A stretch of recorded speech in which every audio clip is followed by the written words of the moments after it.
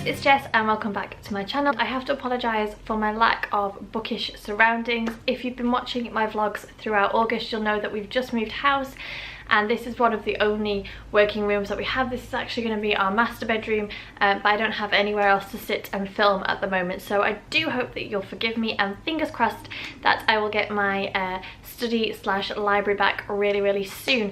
And despite the fact that we moved in August and that it was one of the busiest months we've had in a long time, I actually did pretty well with my reading. I think mostly that's because I did the 24-hour readathon at the start of the month, and if I hadn't done that then I probably would have read nowhere near as many books as I did. But let's just jump straight in. So I know that I normally talk about the books that I've read in the order that I read them, but I'm going to skip out of order for this video, and in a moment you will see why. So the first book that I'm going to talk about is Knots and Crosses by Ian Rankin. This is my first Ian Rankin book, and it's the first in his very well-known Inspector Rebus series. It's a crime thriller book. It's very short, it's very quick, it's very easy to read, and I really enjoyed it. I think that it is very obvious that it was written during the 1980s at a very different time to now, particularly with regards to technology and that kind of thing, but I thought that the pacing was good. I thought the story was really interesting. It gripped me enough that I kept on reading, and it took me less than a day to read this because it's just such a short book. I think it's just over 200 pages.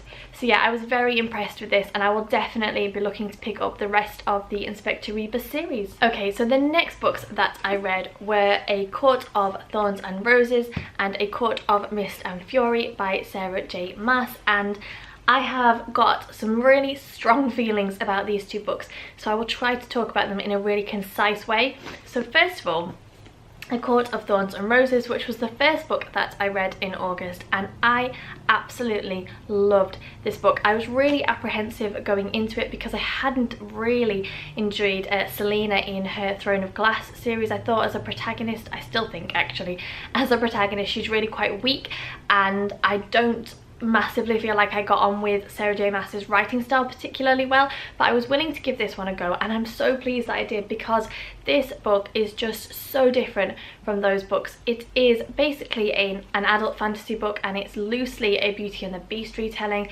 and I just loved it. It's very definitely for me a guilty pleasure book. I think I said this in my 24-hour readathon vlog, which I will link in the box down below if you're interested, but there is something about Sarah J Maas's writing that really doesn't sit well with me. She likes to repeat things, particular phrases that just don't make sense, and she has this real love of kind of snarling and prowling and all that kind of predatory type thing, and it's fine, but she tends to repeat it and repeat it and repeat it so that it loses its effectiveness. And so this book was very similar in that regard to Throne of Glass, but there was something about this particular storyline that just absolutely hooked me, and I just devoured this book, and I was so looking forward to reading this sequel, which obviously is, and I'll switch now, A Court of Mist and Fury. And this is where it all went a little bit wrong for me. Now I think if you had these two books and they were two separate books, then this would be a solid book and this would be a solid book. I think that this book, as a follow-on to this book, is incredibly weak, and I will say, I mean, I could talk for hours and hours and hours about what it is about this book that has really bugged me, but I'll just say that the character assassination that happens in this book is just utterly ridiculous. I do not know why Sarah J Maas assassinated Tamlin's character in such a way as to just make it like a completely different storyline. And the thing that bugged me the most, and if you're a regular viewer you will know that I am all about the morally grey and darker characters. I cannot get enough of them. And the hints of Rhys that we got in this book, I absolutely loved. I would hands down have chosen Rhys above Tamlin based on this book.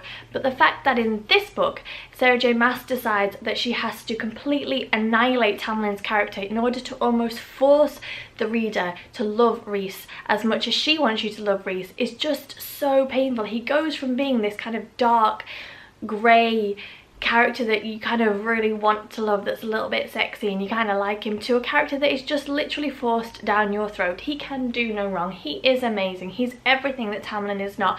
And I just disliked that element so much that it really coloured my experience of reading this book. And I tell you, I would happily have chosen Rhys all the way through this book. If it came down to kind of a Team Jacob, Team Edward type scenario, I would have been Team Reese all the way, had she not made it so obvious that that was the side that she wanted her readers to fall on. And I just thought that it was overworked and overdone, and I did enjoy the overall storyline, and I will say that the twist at the end of this book is all that is going to keep me picking up the third book. But I just felt like the character assassination was just so unnecessary, because I feel like you would have got a really decent split between readers who were rooting for Tamlin and readers who were rooting for Reese, and it would have created a nice little friction within the storyline. But she just obliterated Tamlin, and I don't know why. I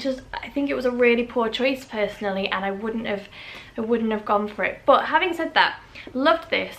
Thought this was okay if you take out the whole character assassination thing, and I am really looking forward to reading the third book. I think that it's really going to go places. So I'm not writing this series off, but honestly I could be on my pedestal for hours about her decision to do that with the characters, but I won't. And there is plenty that I did love about this book. I thought that Feyre as a female protagonist was a really strong character. I thought sometimes she was a little bit kind of woe is me, life is hard, but considering what she goes through in both of the books, I can sympathise with her and I can understand. And I thought that she was a really solid character, and I enjoyed reading her story arc and seeing how she changes and develops. And I think the Feyre that is in this book is totally kick-ass, and I'm totally 100% behind her.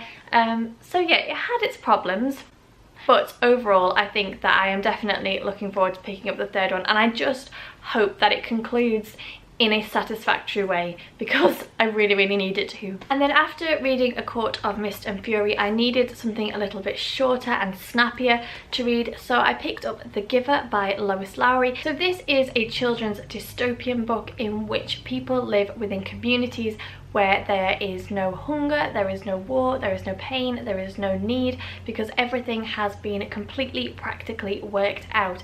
And children are observed from a young age, and when they reach the age of 12 they are given a career based on, I don't know, personality factors and that kind of thing. And this is a type of community where literally everything has been worked out. So people don't marry for love, people marry for convenience, and they're allowed to apply to have children, but they can only have one boy and one girl, and these are given to them by the elders and that kind of thing. So we meet our protagonist Jonas, who is just on the precipice of his 12th birthday when he will find out the career that he's going to be given. And at the ceremony that they have, he finds out he's going to be something called the Receiver.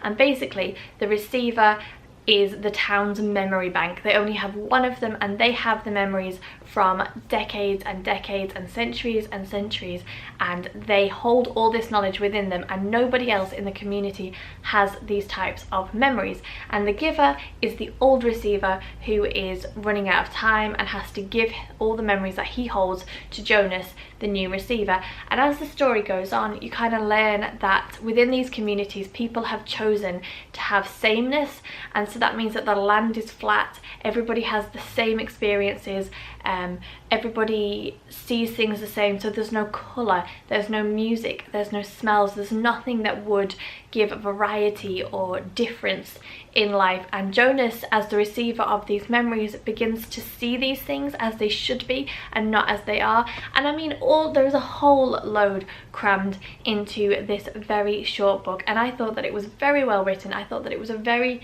sweet entry dystopian book. There's nothing major that happens, there aren't even really any vast huge plot twists or changes.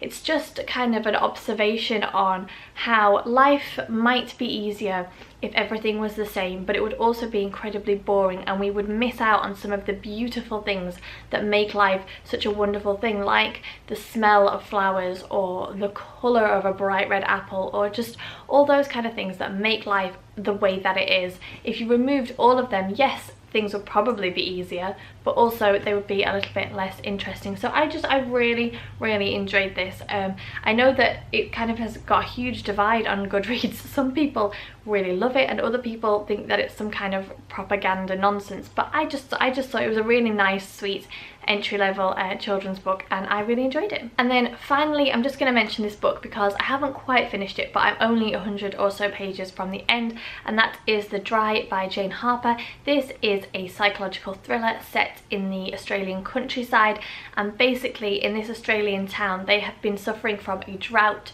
for 3 years, and it's predominantly farmland, and so all the farmers are suffering. And then one of the farmers and his family, the Hadler family, are shot, and everybody thinks that Luke Hadler, the farmer, did it.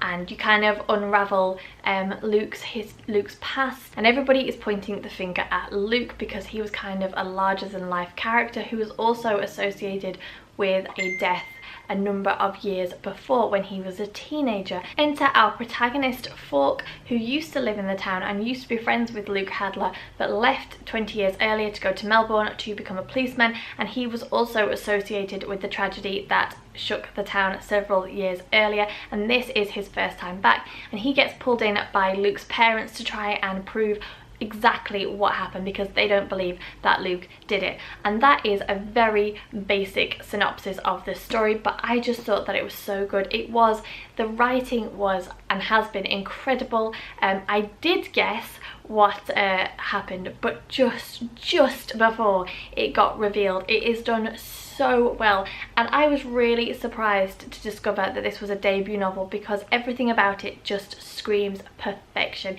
It is so good. It is interesting, it is fast-paced, it is written well, the characters are good, you get involved in the story. I just would really highly recommend this. I've really enjoyed reading it, and I think the next 100 pages are kind of going to be a little bit of a wrapping up of everything that's gone on, but I honestly could not rate this book more highly. I have really enjoyed reading it. It was the perfect thing to read in the chaos of moving house, and I have just loved reading it. So there you go, they are the books that I read in the month of August. Hopefully in September I'll have a even better reading month. Obviously I'm going to Chicago for a week, so I probably won't get much reading done that week, but then I do have an 8-hour flight either side, so I'll have a lot of time to read then. And my sister gets married at the end of September, so that's another kind of 4 or 5 days when I'll probably not read too much, but hopefully I will get some decent reading squeezed in. As always, thank you so much for watching. Do let me know in the comment section down below what you have been reading and loving this month. Don't forget to subscribe to the channel if you haven't already, and give me the thumbs up if you enjoyed watching this video, and I will see you all soon.